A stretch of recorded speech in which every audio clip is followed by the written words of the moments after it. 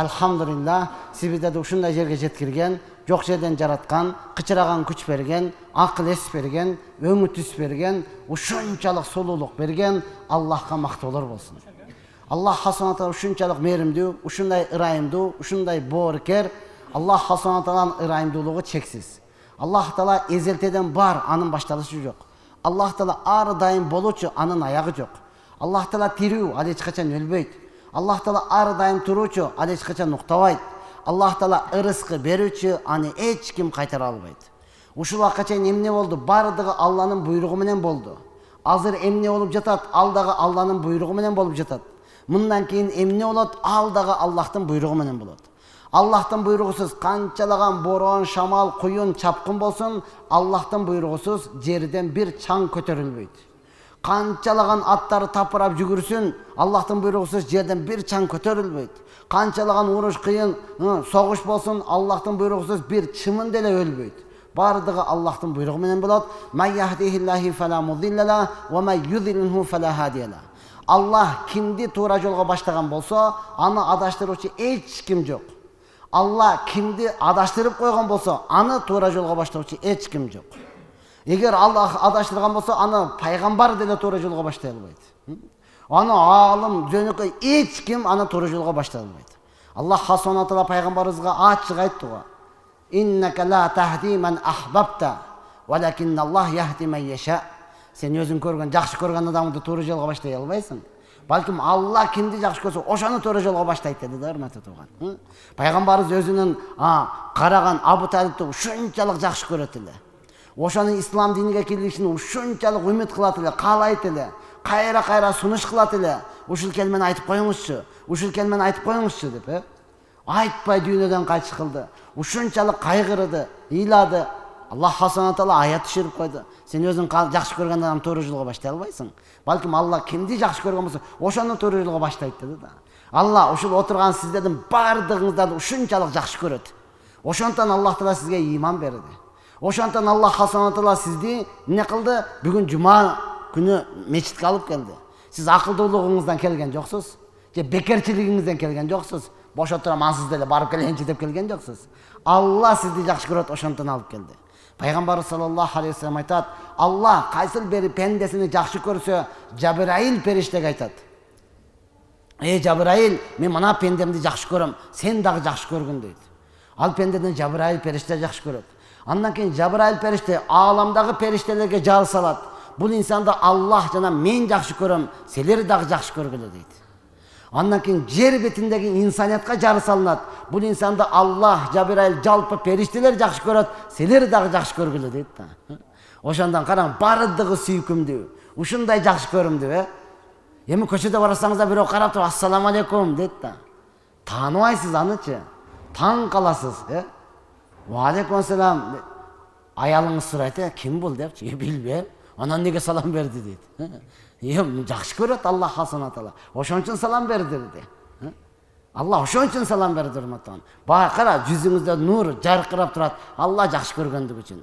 Пайгамбар саллаллаху алейхи вассалам ушул эле айтат: "Аллах кимди жек көрө турган болсо, Жабраил периштеге айтат: "Мен бул инсанды жек көрөм, сен дагы жек көргүн." Жабраил периште жалпы периштерге жар салат: "Буну Аллах жалпы периштерге жек көрөт, силер дагы жек көргүлө." Анан жер бетиндеги инсанга жар салат да. Бул инсанды Аллах жана жалпы периштелер жек көрөт, силер дагы жек көргүлө. Болду. Эч кимге жакпайсыз, эч жерге батпайсыз. Бардыгы сизди көргөндө урушкусу келип эле, өзүңдүн бир тууганың, өзүңдүн ата-энең кудум эле өгөйдөй болуп элечи. Эмне мен өгөймүн болсо, жок, өзүң эле боласың дейт. Анан эмне мынча жек көрүп атасың? Анан эмне мынча четтетип атасың?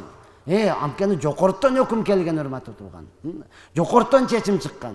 Ошондон алхамдулилlah, Аллах Таала сизди ушунчалык жакшы көрөт. Ушундай улуу зат Аллах сизди жок жерден жаратты, кычыраган күч берди, акыл эс берди, өңү түс берди, ушунчалык сулуулук берди. Ушунун бардыгын бекер берди.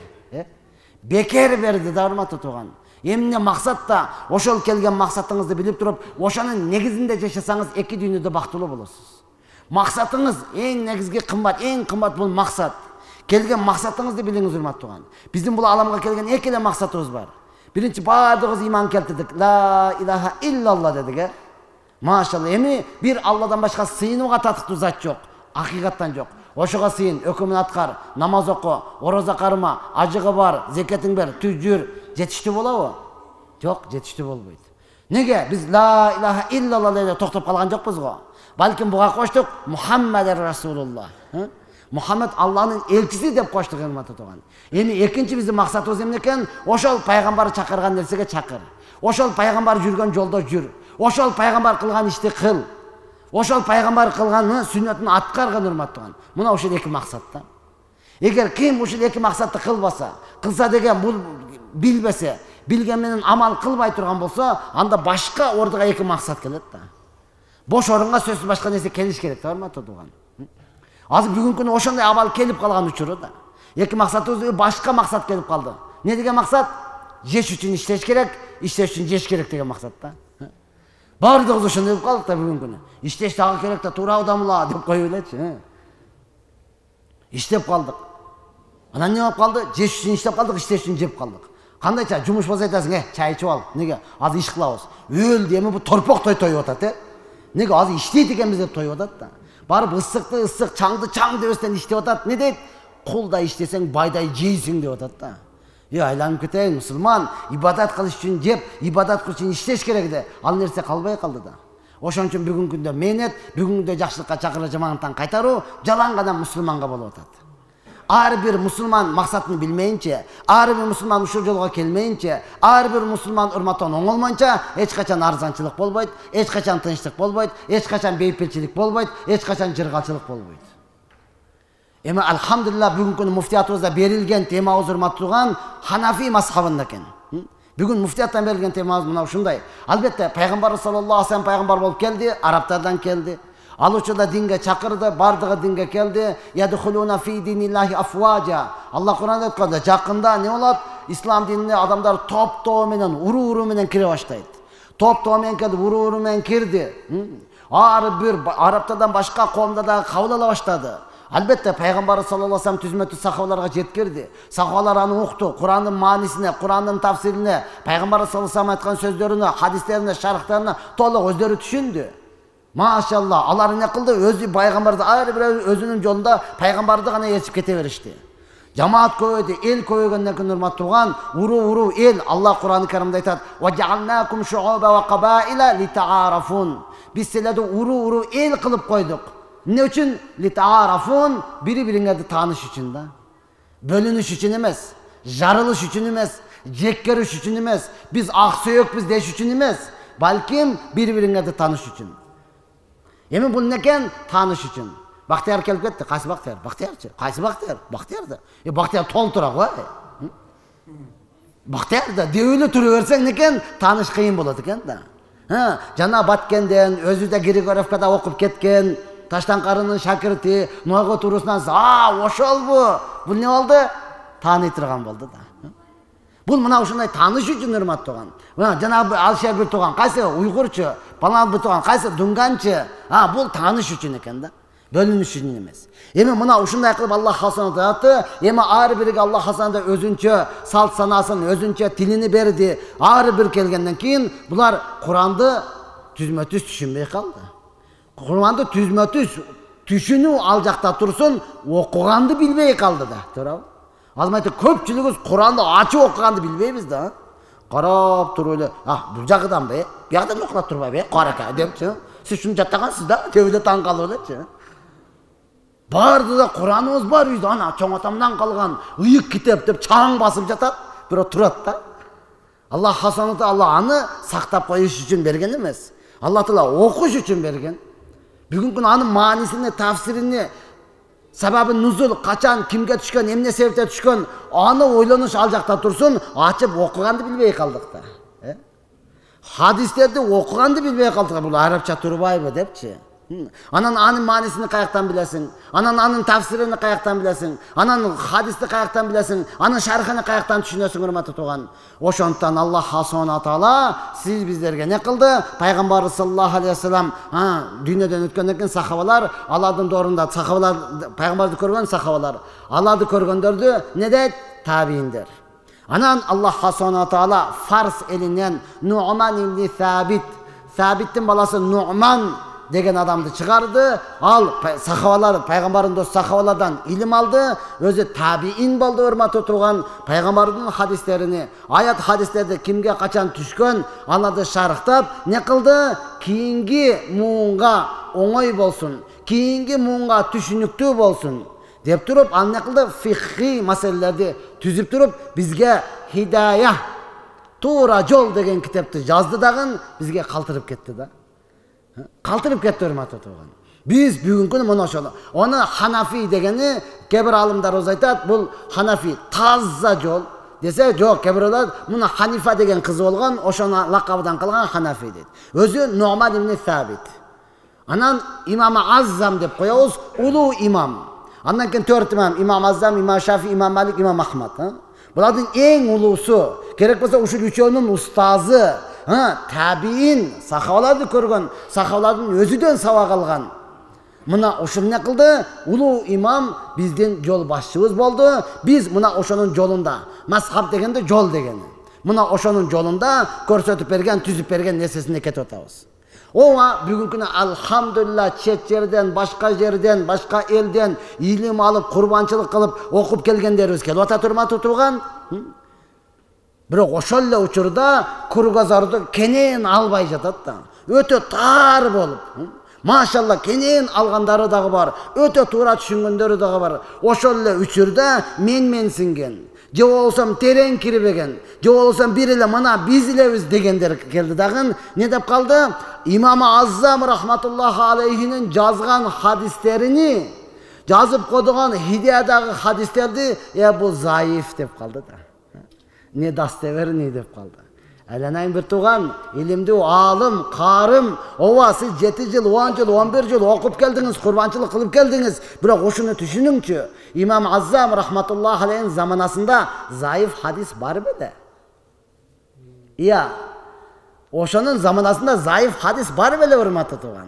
Zayıf hadisler kaçan baştaldı? Oşunu da bir surap koyunuz hürmetli tuğan. Oşunu da bir surap koyun, oşunu da bir karap koyunuz da. Ова, сиз өтө илимдүүсүз, сизди биз кадырлайбыз, сизди биз барыктайбыз. Бизде сиздей алым керек, сиздей кары керек, сиздей окуп келгендер керек, сиздей агартуучулар керек, урматтуу турган. Бирок сиз кененирээк алыңыз дагы Имам Аззам рахматуллахи алейхи бул табиин болуп атса, бул сахабалардан өзүдөн илим алып атса, сахабалар пайгамбардын өзүнөн түзмө-түз алып атса, эми ошол жазган китепти, хадистерди сиз заиф дегидей, ошол учурда заиф хадис бар беле? Ошон эле бир изилдеп коюңуз, урматтуу турган. Болду, бардык проблемаңыз чечилип калат да.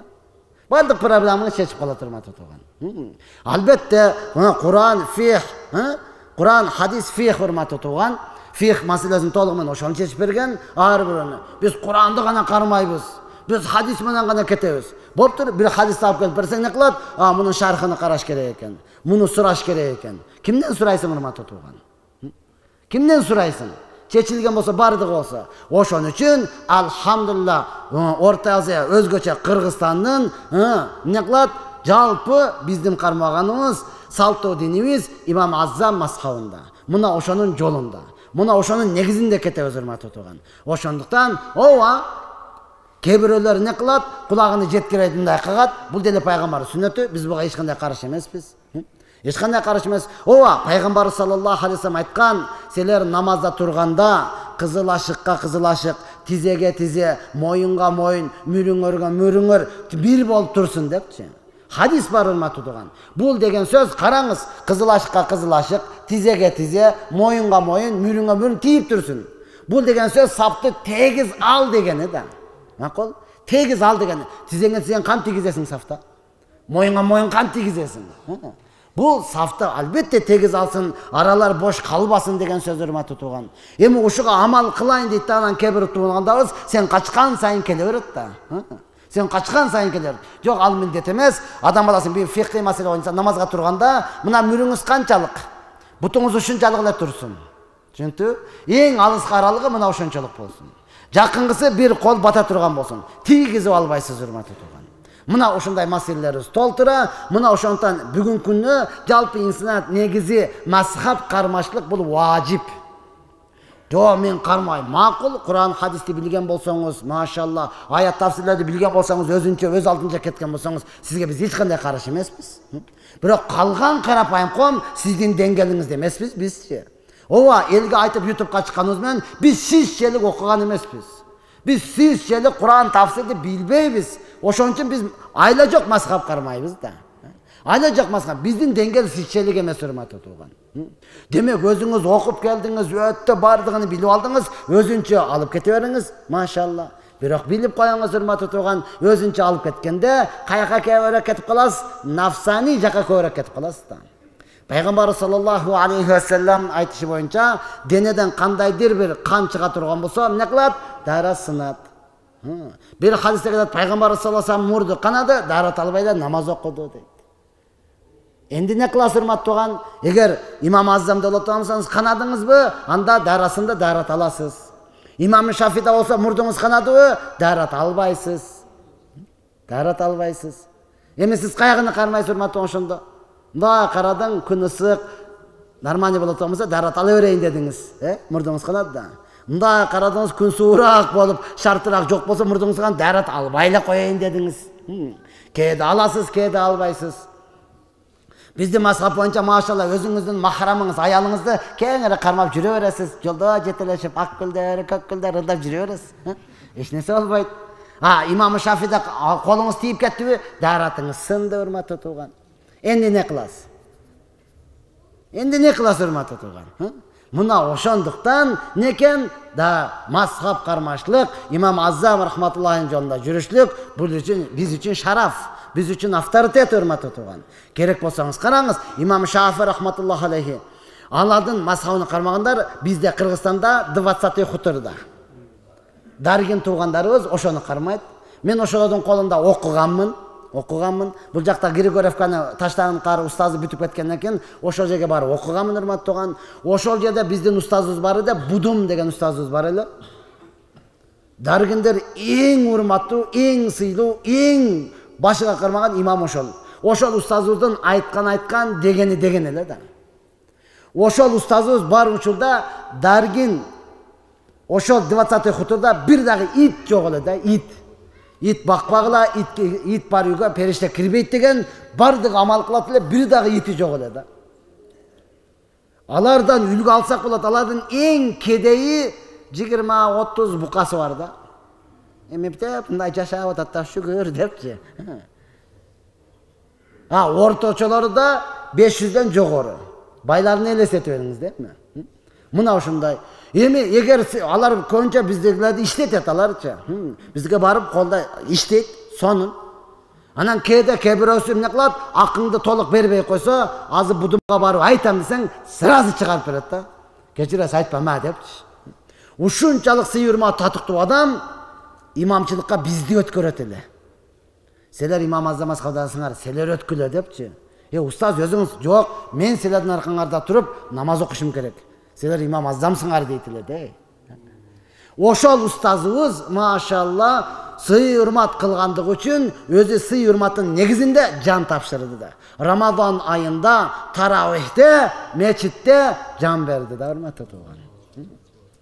Мына ошолор урматтап сыйлабаса, анан кийин биз кандай адамбыз, урматтуу тууган? Мына ошондуктан биз милдетибиз, сиз биздин эң негизгибиз, мактана турган имам Азам рахматуллахи алейхи, мунун албетте тарыхыны өмүр бою айтып, дегеле алтын тамга менен жазып, кылган иштерин калай турган болсоңуз, бардыгы, урматтуу тууган, мына ушунчалык татыктуу, Аллах субханаху тандаган инсан болгон. Ошол сиз бизге Хидая деген 4 томдук жазып китеп берген. Негизи бул 80 том болгон, 80 том. Аны азыркы учурда эч ким окубай калгандыктан, аны кыскартып олтуруп 4 том кылып жазган да. Ошону бүгүнкү күнү биз медреседе 1-чи, 2-чи, 4-чү китебин бир жыл окуйбуз. Мына 3-чүсү бул соода туурасында. Мунун өзүгө акыркы 1 жыл берет да. Жазып койгон китебини түшүнбөйбүз да бизчи. 1 жыл соода туурасында жазган китебини 1 жыл өзүнчө окуйсуң. Ошондо дагы түшүнсөң, түшүнбөсөң, мындай башыңды айлантып, чото мээм аркага айланып кетти. Неге мынтет деп түшүнбөй каласың да. Мына ушундай нерселерди бизге түзүп берген. Мына ошонун негизинде анан Куран, аят, хадистерди алып туруп, мына ошонун негизинде башыбыз биригип, мына ошонун негизинде ибадатыбыз болуп, мына ошонун негизинде урматтуу ынтымактыгыбыз сакталып келе жаткан учур. Андыктан ар бирөөбүз бүгүнкү күнү устаздарга не кылабыз? Баш ийип туруп, ошонун негизинде сабак алабыз. Албетте бизге илим алышлык фарз. Пайгамбар саллаллаху алейхи вассалам айтты: "Неде талабул илм фарадатан ала кулли муслимин ва муслиматин." Илим талап кылышлык ар бир мусулман эркек, мусулман аялга фарз. Албетте илим экиге бөлүнөт: фарз айн, фарз кифая. Фарз айн, мына отурган ар бирөөсү өзү билиш керек, урматтуу тууган. Daaratта канча фарз бар, өзүңүз окуп илим алып билишиңиз керек. Намазда канча фарз бар, өзүңүз билишиңиз керек. Орозада кайсы нерсе оозуңду ачып коет, кайсы нерсе орозаны бузуп коет, кайсы нерсени кармасаңыз карая, макруh болот, бардыгын ар бир адам өзү билиш керек. Булар фарз айын да, урматтуу тууган. Фарз кифая. Айыл боюнча бирөө, боптур район боюнча бирөө, боптур область боюнча бирөө, мамлекет боюнча бирөө, бул фарз кифая да. Фарз кифая. Bir adam bilse boldu, mufti болуп отурат, ошонун анан кээде кездешкен маселелерди ошондон сурап турасыз. Ошондон сурап турасыз. Бул фарз кифая. Албетте муну жалпы инсан ала албайт. Жок дегенде бардыгыбыз фарз айынды билип алышыбыз керек. Кайсы нерсе намазды бузат? Кайсы нерсе намазды кемчиликтүү кылат? Кайсы нерсе намазды толук кылат? Намазда канча фарз бар, канча арам бар, канча макруh бар, канча сүннөт бар, канча мустахаб бар. Аны бардыгыбыз билишибиз керек. Бүгүнкү күнү Аллах Таала Куранда өкүм берген: "Акимус салах", силер намазды тургузгула деген да. Бирок биз тургузган жокпуз, жөн эле окуп атабыз. Аллах кабылсын кылсын деп эле сүрөтүн кылып кетип атабыз. Ошондуктан биздин окуган намазыбызды мурдагы табииндер же табииндер не кылган? Карап туруп айткан, булардын окуган намазы ооруп жаткан, кулагы укпай, ооруп жаткан аксакалды кулагы укпай жүргөн кошунасынын кабар алганы сыяктуу деген да. Бүгүнкү күнү биздин окуган намазыбызды не дейт? Ооруп жаткан аксакалды кулагы укпаган дүлөй кошунасы кабар алган сыяктуу дейт. Кандайча десе китепте жазып берип атат, бир аксакал бар экен, ооруп калыптыр. Кошунасы эки кулагы укпайт экен, угат экен, кыйкырыш керек экен да. Кандай? Не жаңылык? Ошондо дагы оозуна карап, көзүнө карап сүйлөсөң, анан оозуңду карап мындай түшүнөт экен да. Болбосо түшүнбөйт. Эми кошуна ал деле инсан, машалла, үзүр эле кулагы укпайт. Анан не кылат? Аял айтып кошуна ооруп жатат. Уже 15 күн болуп калыптыр депчи. Кошуна. Ошону кабар алып коюш керек экен. Эртең чыгып калса, ушул жерде туруп бир кабар алып койгон жоксуң дейт. Уят болот. Эми кулагың укпаса кандай болот экен, ал ооруп атат экен деп, кириштен алдың план түздү. Азыр кирен, ассаламу алейкум, кандайсыз дейин. Мусулмандын сыфаты да була. Өлүп бараткан болсо дагы Кудайга шүгүр, жакшы, алхамдулилла дейт да.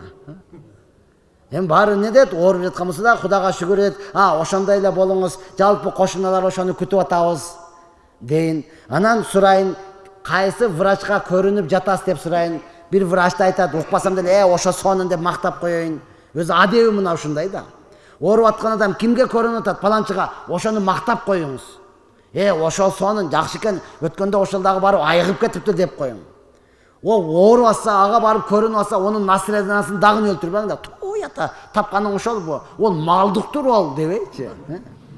Мага эле айтпайсыңбы, тияк аппарат болчумун дебең, андан 5 метр оорутасыз да. Анан сурайын, кайсы дарыны ичип атасыз деп сурайын, бирөөнү айтат, ошону көбүрөөк иче бериң деп айтып коеюн деди. Планды түздү, машалла, жакшы ниетте кирди. Ассаламу алейкум деди. Аксакал ооруп жаткан, кыйналып атат. Көрүп туруп эле ачуусу келди да. Кулагы укпаса, мен ооруп жатсам, эми мени кыйкырта берип өлтүрөт экен мунун депчи. Деп болгочу эле бул план менен ассаламу алейкум, кандайсыз аксакал деди. Ачуу арасынан бул эми жаман деп койду да. Абалым оор, абалым жаман деди. Ошондой эле болуңуз. Биз жалпы кошуналар ошону күтүп атабыз деди да. Бул байкуш уккан жок, бирок өзү түзгөн план менен эле кетип баратат да булчу. Жалпы кошуна ошону күтүп атабыз деди эле. Не деди? Аксакал андан 5 метр ачуусу келди да. Бул менин өлүшүмдү күтүп аткан турбайбы? Кошуна ошон үчүн кирген турбайбы? Деп ушунчалык ачуусу болгуча бул анан урады. Кайсы врачка көрүнүп атасыз деди да. Дегенде ал ачуусу келди, не деди? Азраилге көрүнүп атам, Азраилге деди да. Десе, мына ошол жакшы да, өзү билет аз аксакалдар кимге көрүнүштү. Ошо жакшы врач. Өткөндө дагы кимде деди, бирок ошого көрүнгөн жакшы болуп кетиптир деди да. Бул не кылды? Точно менин өлүшүмдү каалап атат экен бул. Анча-мынчаны укпайт эле, бул толук угаптыр. Байкуш аксакал анын түзүп келген планын билбейт да. Билбейт урматтуу. Анан сурады, кайсы дарыны ичип атасыз деди эле. Ал ачуусу келгенден ичип атам, деди да. Деди, мына ошону көбүрөөк ичиңиз. Кээ бир врачтар 2 маалда, сиз 3 маалда эле иче бериңиз деди. Ооруганыңыз ансыз эле көп болуп кеткен турбайбы? Тез эле иче бериңиз. Макул эми, сизди кыйнабай, мен барайын деп, Аллах акбар деп чыкты. Ушунчалык кубанычта да. Кошунаны зыярат кылдым мен депчи. Ушунча, бирок ал кошунанын кандай абалга калтырган мен иши деле болгон жок да. Бүгүн күнү урматтуу сиз биз намазга толук көңүл бурбагандыктан акыбалыбыз ошондой эле да. Кайсы сүрөнү окуп атасың, Замсура кайсы кошулду, кызыктырбайт да. Максат тезирээк эле бүтсө. Окудуң, ассаламу алейкум, ассаламу алейкум десе, ойланып калдың, бүттү. Салам берип, 2 ракат болду деп эле, 4 ракат болду. Бирок чыгып баратасың, сенден кубанычтуу адам жок да. Ассаламу алейкум, намазыңыз кабыл болсун. Ассаламу алейкум, намазыңыз кабыл болсун депчи. Намазды кандай абалда калтырдың, ишиң деле болбой жатат да, урматтуу тууган. Ишибиз деле болбой жатат. Ошондон бардыгыбыз сандан сапатка өтүүнүн аракетин кылайлы. Макулду? Машалла, Имам Азам устазыбыз эмне кылган? Дегеле алындар бардыгы ушундай кылып түзүп берип койгон. Алсын деле бардыгыбыз айтабыз, пайгамбар саллаллаху алейхи ва салламга кандайдыр бир кыйынчылык келсе, намазга кайрылат эле. Ошо намазды машалла Имам Азам мазхабында толугу менен карап, ошонун негизинде окуй турган болсоңуз, албетте Аллах Кур'ан-ы Каримде айтты: «Инна-ссалата танха анил фахшаи вал мункар». Намаз бул адамды бузуку жана кайтарылган иштерден тыят деди да. Качан намаздай боло турган болсо, бүгүнкү күнү неге мен оңолбой жатам? Демек намазым начар. Бүгүнкү күнү мен элге айтып жеткирмеген не мага келбей жатат? Себеби намазым тура элек да. Намазым тура эле, урматтуу тууган. Ошондон жалпы бардыгыбыз намазыбызды кайсыл жол менен Имам Азам рахматуллахи алейхи көрсөткөн тартипте, албетте ошонун негизинде бардыгыбыз окуй турган болсок, андан кийин биз оңоло баштайбыз. Бүгүнкү күнү мына жума азыр батпай кетти, этаждар батпай кетти. Жума сыртка чыгып кетти. Мынан кафырлар корккон жок. Кафырлар мынан ойлонуп деле койгон жок. Мусулмандар көп айтат, жумага батпай кетип атат деген жок, урматтуу тууган. Келе берсин. Неге? Анткени алар өздөрү билет. Биздин ислам дининде алар биздиге караганда жакшыраак билет. Ушу жумага батпагандай, сыртка чыгып кеткендей, бардыгы толуп калгандай, качан багымдатка ушинтип келе баштаса, анан корккун дейт да. Неге? Чыныгы мусулмандар келе баштады дейт. Качан Куптанга, Шамга ушундай келсе, эми мусулмандардан корккун. Неге? Булар өзүнүн максатын эми билди, булар чыныгы мусулман дейт да. Себеби пайгамбар саллаллаху алейхи ва саллям не деген? Мунафык, эки жүздүү адамдарга эң оор намаз багымдат менен Куптан намазы деген да. Ошондон бүгүнкү күнү биз Умар разияллаху анху корккон нерседен биз коркпой калдык да. Умар разияллаху анху бейишке кирүүсүнө кабар келген. Пайгамбарыбыз айткан, эгер менден кийин пайгамбар болгондо Умар болмок. Менден кийин пайгамбарлык жок, пайгамбарлыктын эшиги жабылган, ошондон Умар дагы пайгамбар болбойт деди да. Ошондой адам не дейт? Мен мунафык эмесминби? Мен эки жүздүү эмесминби деп коркуп атат да. Мына жерде отурган жалпыбыз 100% оякта турсун, 1000% мусулманмын деп калдык да. Мунафыган сен өзүңө карап сүйлө. Она мен мунафык деп атат деп элечи. Балким ооба, я Алла мени кечир дей албай атабыз да. Дей албай атабыз, урматтуу тууган. Ошондой эми келиңиздер жалпы бардыгыбыз бир жакадан baş bir жеңден кол чыга туруп бири-бирибизге жардам берип, мына ошонун негизинде урушпастан, талашпастан, бөлүнбөстөн, эч нерсени билбей туруп маселе талашпастан, эч нерсени билбей туруп бөлүнбөстөн урматтаган, жок, келиңиздер баардыгыбыз башты бириктирели. Жалпыбыз не кылайлы урматтаган бир негизде, машалла, бизде Орта Азия, өзгөчө Кыргызстанда Ханафи мазхабында салттын деп белгиленди, жалпы ушул жака өзүбүздү тапшырып коелу. Жалпы ушунун негизинде калгандарга жеткирели. Жалпы ушунун негизинде өзүбүз не кылайлы? Башты бириктирели. А боптур, сиз мындай экен, бул мындай экен. Неге сен мүнтүп окуйсуң? Сен неге манантып турасың? Астагфирулла, мананы кара, дастеверни деп эле ар нерсени түртө бербей? Боптур, машалла, пайгамбардын сүннөтү ал деле. Кыргыздарда өтө кенен алыңыз. Бизде окуган устаздардын устазы Молда Шакир деген устазыбыз бар эле. Алла рахмат кылсын. Ошол устазыбыз келип өзүнүн шакирттеринин баянын угат эле да. Шакирттерин баянын угуп туруп, машалла, Алла разы болсун, өтө илимдүү болуптур. Мен окуучуларым ушундай болушун каалаганмын дейт да. Булар менден дагы өтүп кеттир. Эми буларды айтыш үчүн мен дагы бир 20-30 жыл илим алышым керек дейт да. Ondan ошол устаз эми бизге айтып атат. Силер кыргыздарды өтө кенен кылгыла. Силер кудуктагы бакка болбогула деди да. Кандайча десек айтат, бир кудукта бакка жашайт экен. Менчелик жери бар, менчелик жашоодо эч ким жашабайт дейт экен да. Эң чоң алам, эң чоң дүйнө мана меники дейт экен. Путу колун созсоз эле чекесиге тийбейт экен да. Акылса да тийбейт, букуса да тийбейт, кенен жатып, ошентип жашап жүрсө бир күн бир балык түшүп калыптыр. Ыйлайт экен да балыкчы. Түшкөн күндөн баштап эле ыйлайт экен. Акыры келип, "Не болду? Эмне каягың ооруп атат? Не болуп атасың? Айтчы, жардам берейин." Десе айтыптыр, "Оорубаган жерим жок. Мен деген кенен бир деңизде жашачумун. Ысык көлдө жашачумун. Алып келди мына кичине кудукка таштап койду. Бул жерде мен кантип күн көрөм? Бул жерде мен каяка сүзөм? Болду, айла жок, туура эле түрмө." Кандайча түрмө? Мындан өткөн алам жок. Мана колуң созсоң, бутуңду да созсоң тийбейсиң. Сен кандай эле ыйлайсың? Дейт экен да. Неге ал андан башка жерди көргөн эмес да, тотоган.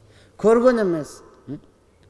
Бир күн анан кийин не кылып, суу келип туруп анан ысык көлгө чыгып кеткенде, ошондон анан бакка ыйлай баштаган экен да. Мен жашоом баардыгы кудуктун ичинде өтүп кеткен турбайбы депчи. Өлдүм, мен аяка барып кетем, кайтып жоголуп кетем. Мени бир ээрчите турган адам керек депчи.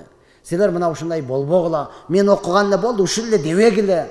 Охо, машалла, Куран канчалаган тафсирлер жазылды. 90 томдук, 80 томдук жазылды. Канча тафсирлер жазылды, урматтуу турган. Анан биз окуган менки мына ушул эле болду деп эле ушул эле кармап албастан, силер укканды дагы билгиле, силер кыргыздарды кенен дагы койгула, дагы изилдегиле. Муну канча изилдесең, ошончолук не кылат? Ачылыш боло берет. Канча изилдесең, ошончолук не боло берет? Пайда боло берет да, урматтуу туган. Албетте биз эми көрүп атабыз, окуганда алган илимиң дагы башка, окуп бүтүп кайрадан сабак бергениң бул дагы башка да. Бул дагы башка, урматтуу туган. Куран Аллахтын сөзү, каламулла. Фихил хак, фихил бир. Акыйкаттын бардыгы мына ошонун ичинде. Бир жакшылыктын бардыгы ошонун ичинде. Адилеттүүлүктүн бардыгы ошонун ичинде. Жарыктыктын, бактылуулуктун бардыгы ошонун ичинде. Ага жетелеп болсоңуз, машалла, пайгамбар саллаллаху алейхи хадистери турат. Аллах Куран Каримде айткан: "Ва ма янтиқу анил хава." Пайгамбар бир дагы өзүнүн оюнан сүйлөбөйт. "Ин хуа илля вахю юха."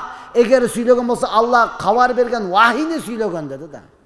Хадистердин баарынан карап чыгыңыз, Машалла. Анан ошол неме кылып, экөөнү бириктире турган, анан Имам Азам фикха кире турган болсоңуз, анан көп нерсе анан түшүнөсүз. Көп нерсени анан түшүнөсүз, урматтуу туган.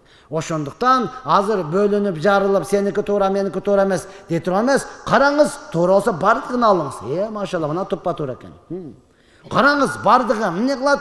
Угуңуз, аят, хадис боло турган болсо алыңыз. Ооба. Анан бизде не кылан? Фазаил деген нерсе бар. Фазаил. Же осом таргиб, же тархиб. Коркутуу, же не кылып? Жакшылыгын айтуу.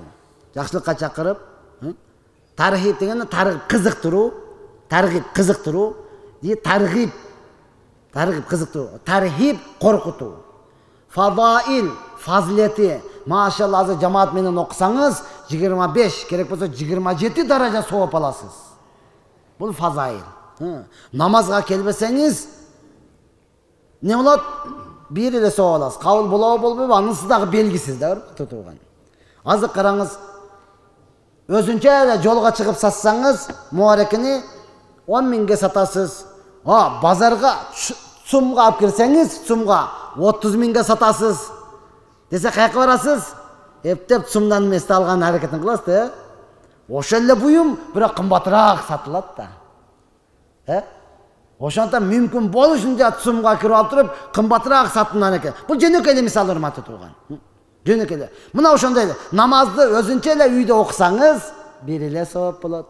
Мечитке келип жамаат менен окуй турган болсоңуз, канча? 27 даража сowap болот. Ошондон урматтуу турган, Аллах Субхана Таала Пайгамбар саллаллаху алейхи вассалам айтырды. Пайгамбар саллаллаху алейхи вассалам айтат: кимге бул жашоодо, бул дүйнөдө 4 нерсе берилген болсо, бул дүйнө ахиреттин бактылуулугу берилиптир. Биринчиси лисанан закира, кимге Алланы зикир кыла турган тил берилсе, бул дүйнө ахиреттин бактылуулугу берилиптир деп турган. Кимге тил берилсе, Алланы көбүрөөк зикир кыла турган, бул дүйнө ахиреттин бактылуулугу берилиптир. Сиздин бактылуулугуңуз мына ушул жерде. Анткени канчалаган тилдер бар, гыйбаттан башканы сүйлөбөйт. Койчу, ошоның да адам деле эмес, киши деле эмес. Кое, жаман сөз. Мен жаман деген жокмун, кесе бетиге деле айтып берем. Айламкыдан сен бетиге айт деген жокмун. Жаман деп деп атам десең деле гыйбаттай берет. Мындай тилден Алла сактасын. Канчалаган тилдер бар, дүйнөдөн башканы сүйлөбөйт. Канча гектар айдадың, мына уже болбой калды, мындай айдаш керек, тек капарыш керек, бияк капарыш керек. Сүйлөй берет. Аксакалдар деле укпаса кулагын жапырып алып, не дедиң балам? Катыраак сүйлө деп угат да. Мындай тилден Алла сактасын. Канчалаган тилдер бар, саясаттан башканы сүйлөбөйт. Той ата бул келди, эми өнүк койбуз. Тиги келиш керек болчу. Ал келип кармап калса, той ата мындай эле пастава кылып койду деп элечи. Дагы деле бир токтобойт да. Ошондон эң негизгиси Аллахты зикир кылыңыз. Экинчиси пайгамбарыбыз айтат, кимге ибадатка сабыр кыла турган дене берилсе, бул дүйнө ахиреттин бактылуулугу берилиптир. Ибадатка сабыр кыла турган дене берилсе, бул дүйнө ахиреттин бактылуулугу берилиптир. Канчалаган качок, бык денелер бар. Дүйнөнүн бардык кыйынчылыгына сабыр кылат да. Жамбашы чыгып кеткиде болуп штанканы көтөрөт да. Тура. Канчалаган дене онакта жык таштарды коюп деп отурат да. Тер агып ата турмат турган. Токтотпойт да. Bir жерге барсам, не кылып башыга мындай торду кийип, башыга кирпичтерди коюп алып, манантып отурат. Таңкаланан не кылып атат десем, мойнуга качайт этип атат дейт. Не болот десем, күрөшкөндө мойун кайрылбайт, жакшы болот да дейт. Ал сиз мага караганда күчтүү мусулман жакшы да туурабы дамыла дейт. Эркек болуш керек дейт. Анан ошондо айттым да, азыр келсем, ошол дейт. Ошол менмин ооба. Эркек болсаң чык жай намаздын үстүгө деген менмин да ошо. Эркексиң чык жай намаздын үстүгө. Канча саат тура аласың? Жакама жака, талпа кызыктырбай чык. Талпа деген жамаат менен деген сөз да. Жамаат менен чык мынан үстүгө да. Мына ушуга сабыр кылсаңыз, мына ушул бул дүйнө ахиреттин бактылуулугу да урматтуу турган. Мына ошондон сабыр кыла турган дене сурайбыз. Үчүнчүсү, кимге дүйнөгө шүгүр кыла турган жүрөк берилсе, бул дүйнө ахиреттин бактылуулугу берилиптир. Дүйнөгө шүгүр кыла турган. Алхамдулилла деп дүйнөгө шүгүр кылайлы. Аттың арман биздин жүрөктөр динге гана шүгүр кылып калды. Кудайга шүгүр, анча оңолдук, мурдагыдай урбай калдык депчи. Дагы жакшы сайынбай калды деп элечи. Кудайга шүгүр, жумага барып турабыз. Буга шүгүрчүлүк кылбаңыз. Буга кайра умтулуңуз. Мен кыла албай жатам. Мен күнүгө жумага эмес, күнүгө 5 мал барышым керек. 5 мал намаз менен эмес, нафил намаз, тахажжуд намаз, ишрак намаз, зуха намаз, хажат намаз, истигфар намаз, тоба намаз окушум керек. Умтулуңуз да. Биз дүйнөгө шүгүр кылайлы.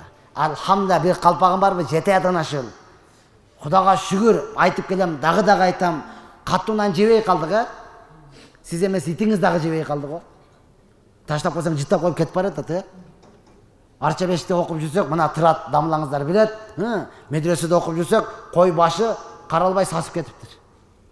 Кошунан итиге алып берипсек жебейт. Кошуна келип биз менен урушуп кетти да. Сасыган эт бербей турбайсыңбы? Нормально эт бербейсиңерби деп. Кудду баласыга бергендей урушуп жүрөт биз менен. Алхамдулилlah жөө баспай калдык. Сиз эмес уюңуз деле баспай калды го. Мурда жайлоого айдап чыгат элек, 3 күндөп азып портерге жүктөлүп барып таштап келип атабыз го. Макул, жайлоого макул. Эрте менен базарга сатканда айдап барат элек го. Тааңга намаз малда жөнөп, ошондой бар беле? Вот. Азыр портерде ушундай коесуң, уюң деле көнүп калган. Чотто бир жака барат окшойбуз деп. Чот секирип чыгып алып элечи. Кетип баратат. Ошондон дүйнөгө шүгүр кылайлы. Макулбу? Барыга шүгүр. Алхамдулилlah жамак кийим кийбей калдык, Мурда наскилериң жамак болчу эле, Акты ак менен караны кара менен деген понт жок эле. Караны ак менен мушундай кылып жамап берип, камера кылып кийип кете берет эле. Нормально. Сыр бербей отурат элек да. Алхамдулилlah шүгүр кылайлы. Макул, эми 4-сүн пайгамбарыбыз айтат, кимге жакшы аял берилген болсо, бул дүйнө ахиреттин бактылуулугу берилиптир дейт. Ошо 4 нерсени Аллахтан бардыгы сурайлы. Зикир кыла турган тил сурайбыз, сабыр кыла турган дене сурайбыз, шүгүр кыла турган жүрөк сурайбыз, жакшы аял сурайбыз. Аксакалдарыбыз айтат, аялың жакшы болсо берди Кудай, аялың жаман болсо урду Кудай дейт. Ошондон жакшы аялды Аллахтан сурайбыз дагы, аларга дагы мээнет кылабыз. Аялдарыбызга жакшы мамиле кылабыз. Аларды дагы мечитке алып келебиз, аларды дагы Аллахтын жолуна даватка алып чыгарабыз, аларга дагы намазды, динди биз үйрөтөбүз. Сен баштана, мен баштайын дебе. Сен эркексиң, сен алгансың. Сиз баштап, сиз көрсөтүп бериңиз. Сиз туура жолго салып бериңиз. Аялым баштагандан уялгандан экенин дебейчи. Аялыңыз баштаган болсо өтө сонун, ал өтө бактылуу адам экенсиз. Алла Таала бул дүйнө ахиреттин бактылуулугун бериптир сизге. Сизди намазга барды, туура калып келе бериңиз. Сыр бербей келе бериңиз, урматтуу тууган. Даярбыз ошенткенге? Даярда ва ахири давана алхамдулиллахи раббил аламин. Я Рабби, айтылган сөздөргө амал кылыштыкка толук жардам бергин. Бүткүл мусулмандардын ортосуна ынтымак, махаббат, тынчтык, биримдик бергин. Я Аллахым, бүткүл мусулмандарды бир тууган экендигин өзүң түшүндүргүн. Я Аллахым, кошуна мамлекеттер менен ынтымакта, биримдикте жашашты Алла насип кылгын. Я Аллахым, чоңдорубузга имандарына күч-кубат бергин. Адилеттүү өкүм чыгарышына Алла өзүң жардам бергин. Жана ар бирибизди алганыңда дагы ыйманыбыз менен алгын, эсеп китеп дептерибизди оң тараудан беришин Алла насип кылгын. Акыркы кыяматта пайгамбарыбыздын шафаатын насип кылып, жаннаттан орун берип, ошону менен биргеликте өзүңдүн жүзүңдү көрүштү Алла насип кылгын. Ассаламу алейкум.